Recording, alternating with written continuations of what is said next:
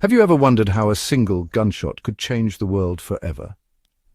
In the summer of 1914, such an event did precisely that. It was a warm June day in Sarajevo, a city in Bosnia.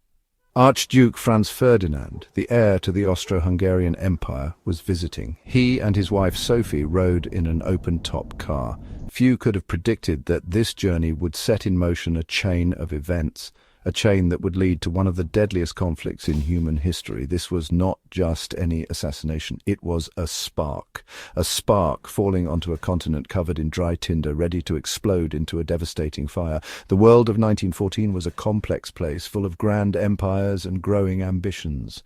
Nations were proud, perhaps too proud. They were building up their armies and navies. They were making secret promises to defend each other, promises known as alliances.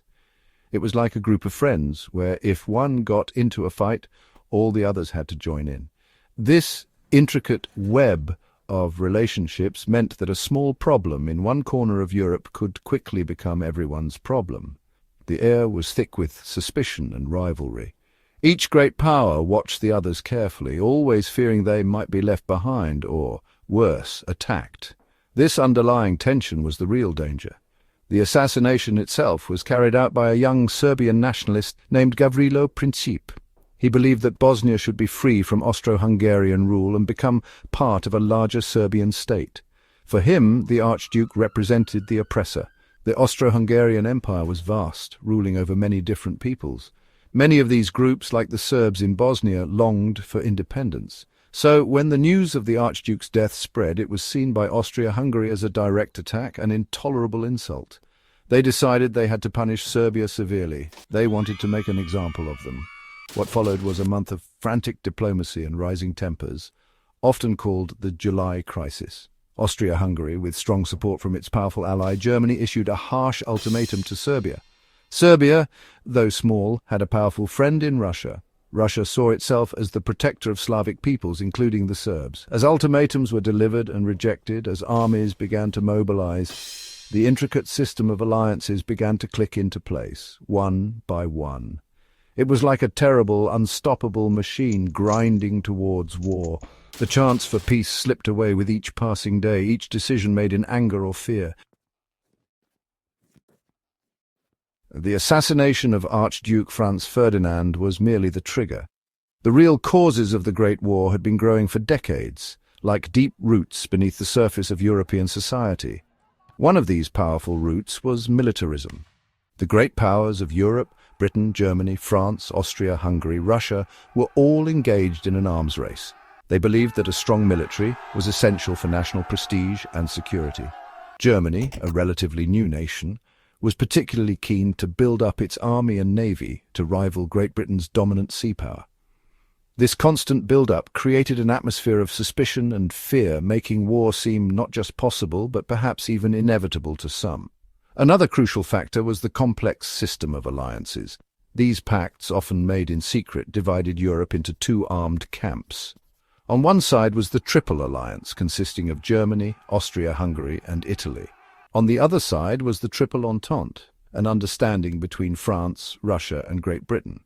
These alliances were intended to create a balance of power, to deter any one nation from attacking another. However, they had the opposite effect. They meant that a conflict between two nations could quickly draw in all the others. It was a domino effect waiting to happen, a trap that Europe had set for itself over many years of careful yet ultimately flawed diplomatic maneuvering. Imperialism also played a significant role in fostering rivalry.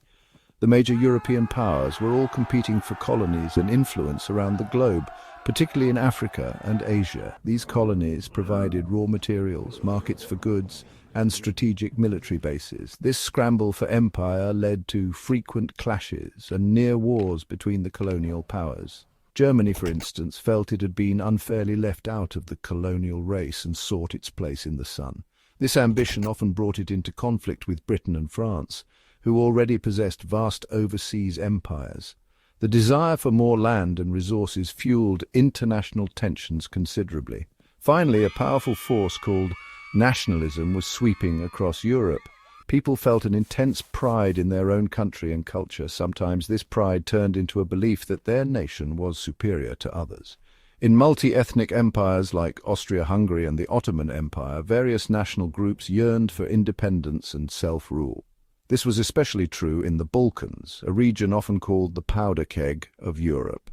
Serbian nationalism, for example, aimed to create a greater Serbia which clashed directly with Austria-Hungary's interests in the region. It was this very nationalism that motivated Gavrilo Princip, the assassin of the Archduke, believing he was striking a blow for his people's freedom. Once Austria-Hungary issued its ultimatum to Serbia in late July 1914, the countdown to war truly began. The ultimatum contained a series of demands so harsh that Serbia could not possibly accept them all without sacrificing its independence. Austria-Hungary intended it to be this way. They wanted a reason to go to war. Serbia, while agreeing to most conditions, rejected a few key points. This was all the justification Austria-Hungary needed. On July 28, 1914, exactly 1 month after the assassination, Austria-Hungary declared war on Serbia. The first domino had fallen, and the intricate machinery of alliances began to whir into life with terrifying speed and efficiency. Russia, seeing itself as Serbia's protector, immediately began to mobilize its vast army. This was a slow process for such a large country, but the act of mobilization was seen as a direct threat by Germany.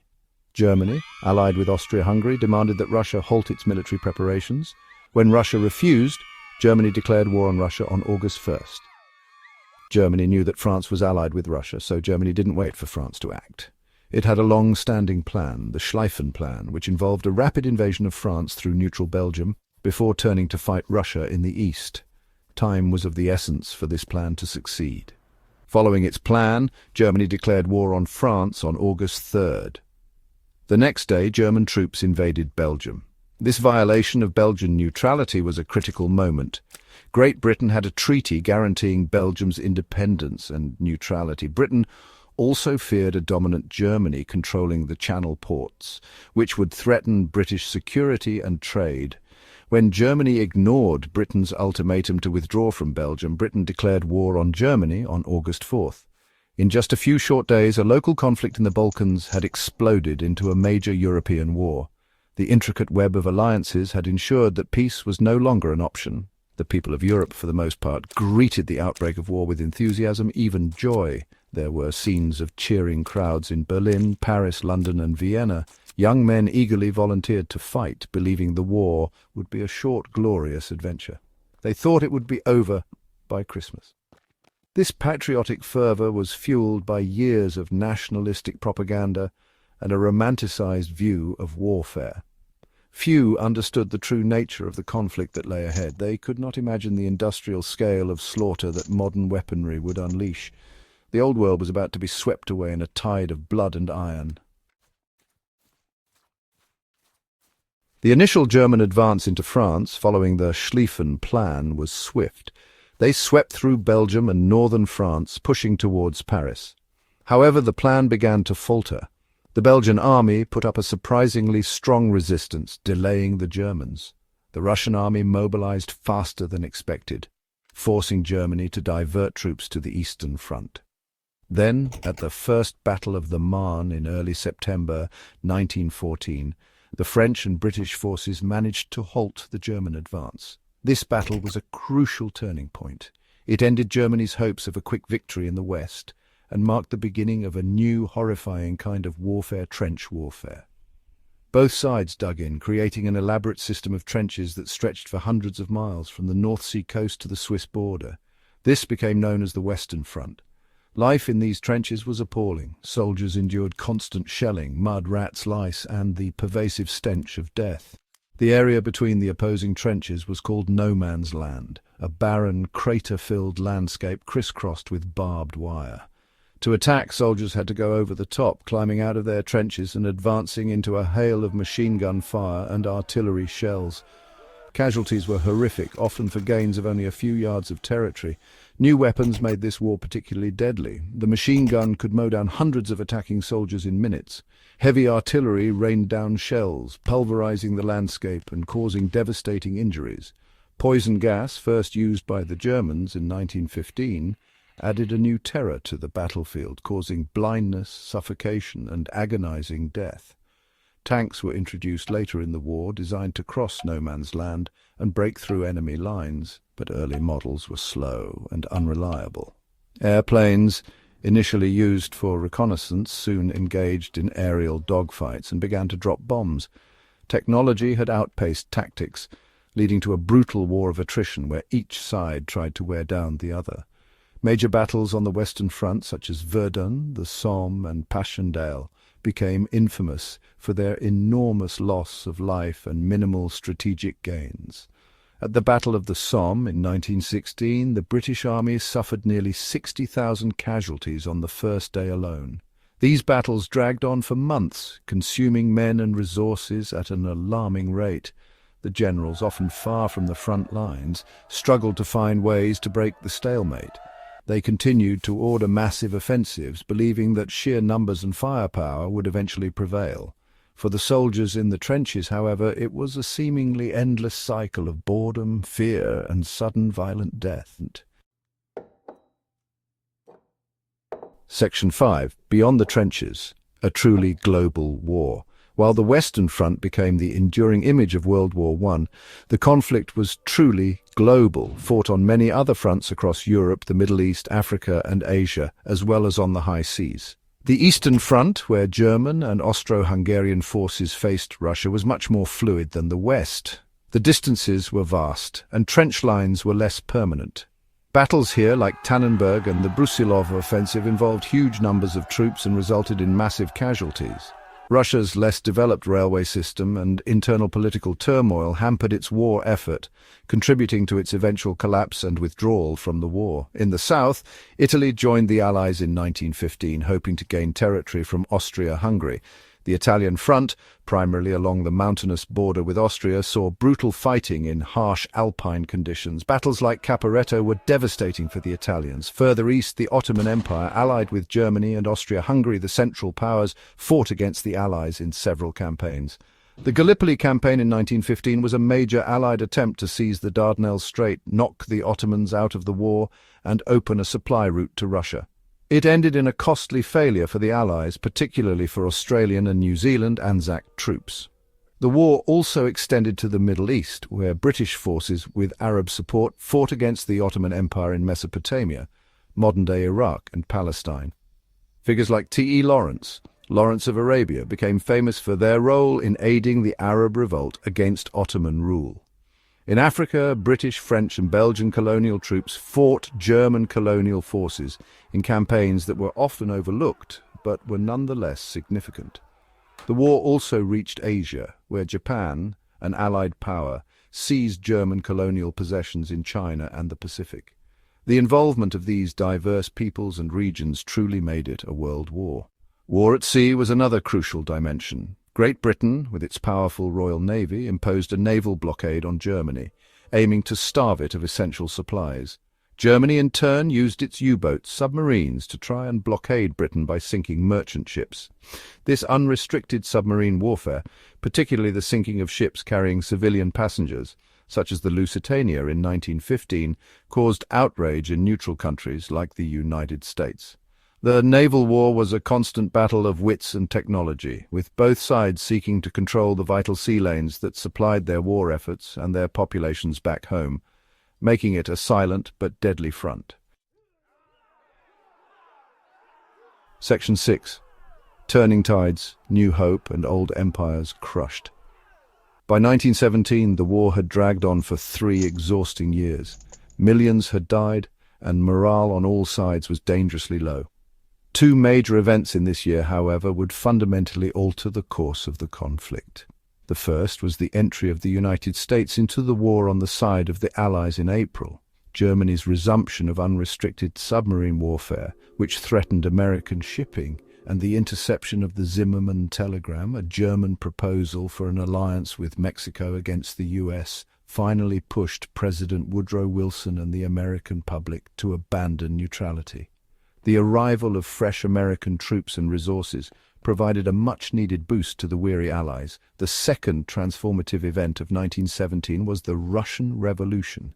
Years of devastating losses on the Eastern Front, combined with severe food shortages and political instability at home, led to the overthrow of Tsar Nicholas II in March.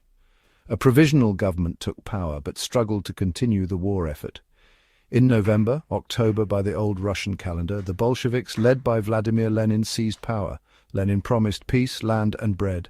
One of his first acts was to seek an armistice with Germany. In March 1918, Russia signed the Treaty of Brest-Litovsk, formally withdrawing from the war and ceding vast territories to the Central Powers. This was a huge blow to the Allies, but a relief for Germany, which could now transfer troops to the Western Front.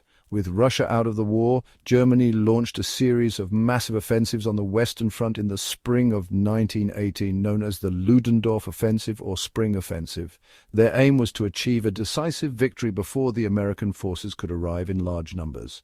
Initially, the Germans made significant gains, pushing the Allies back. However, the Allies, now under the unified command of French Marshal Ferdinand Foch, managed to halt the German advance.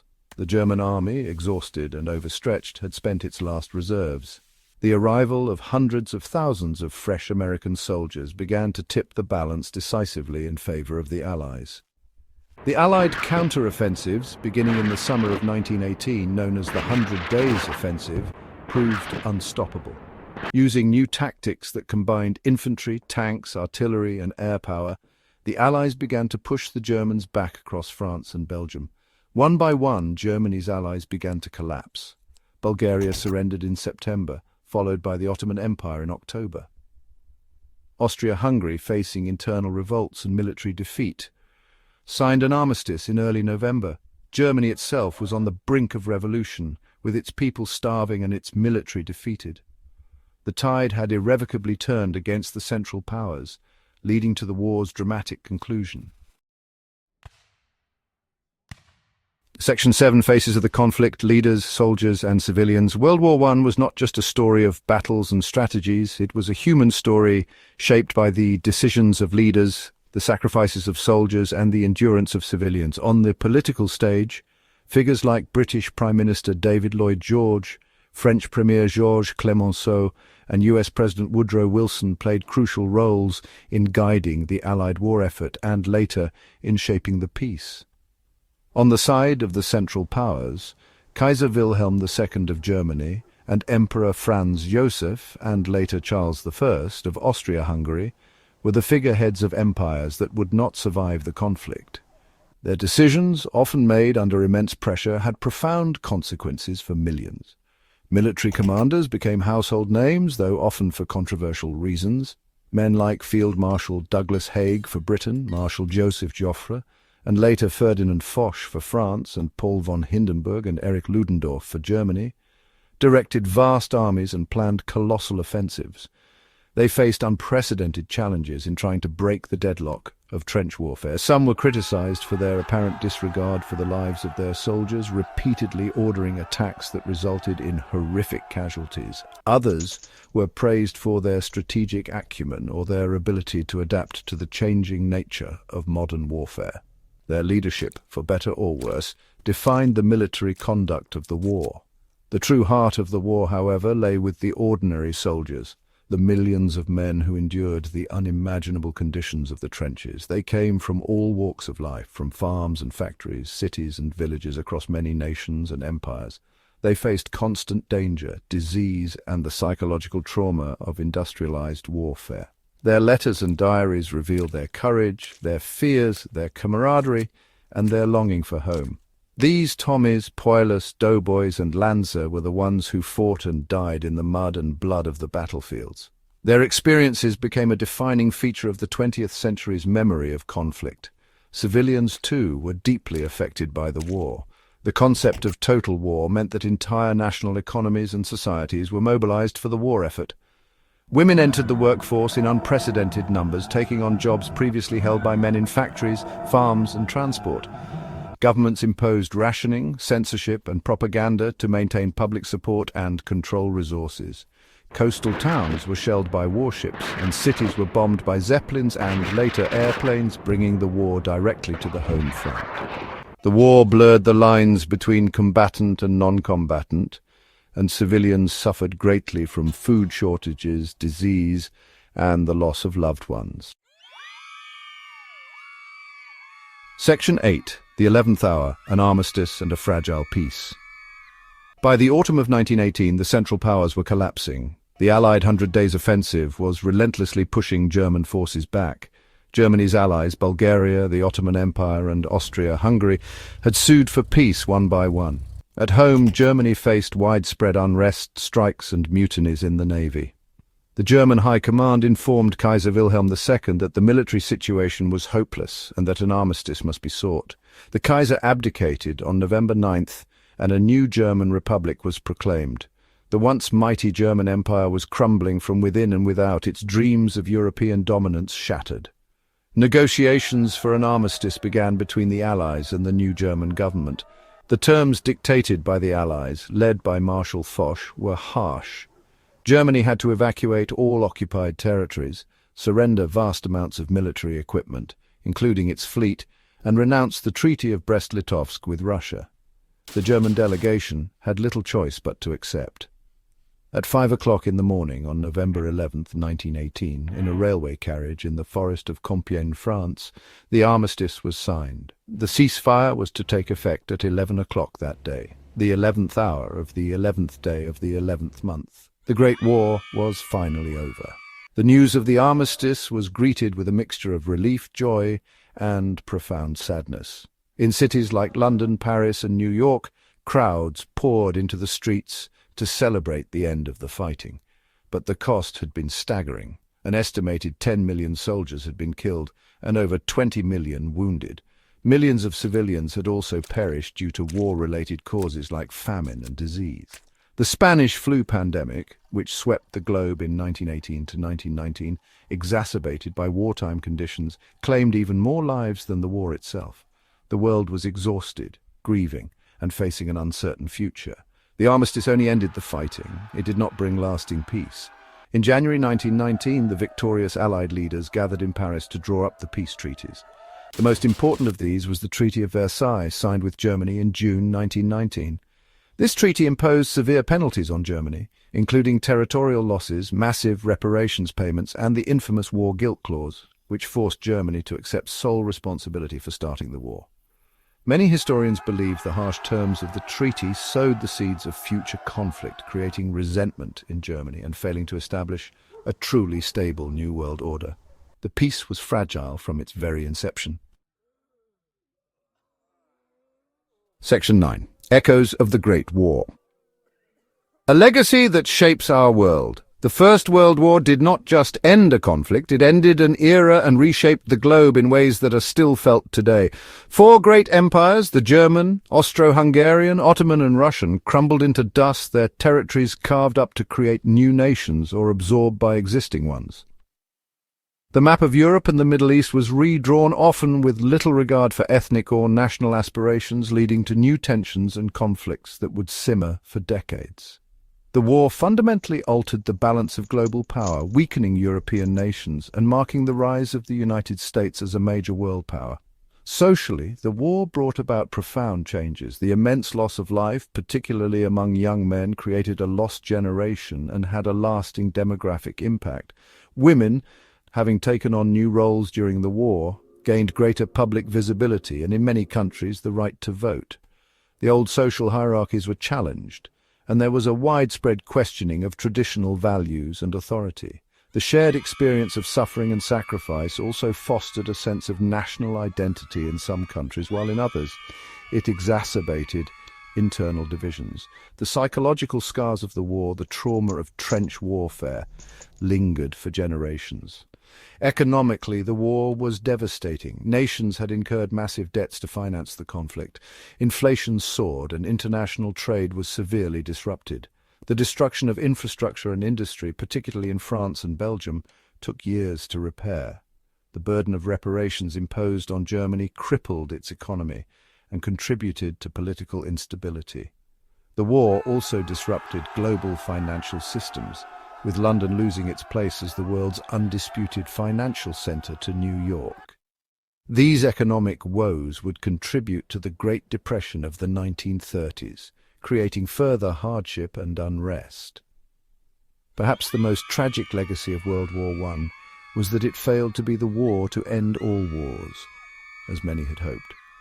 The unresolved issues, the resentments created by the peace treaties, and the rise of new aggressive ideologies like fascism and Nazism directly contributed to the outbreak of World War II just 2 decades later. The Great War introduced new levels of brutality and industrial killing, forever changing the nature of warfare. Its echoes continue to resonate in international relations, in our understanding of conflict, and in the memorials that stand as solemn reminders across the world, urging us never to forget the immense human cost of such global strife.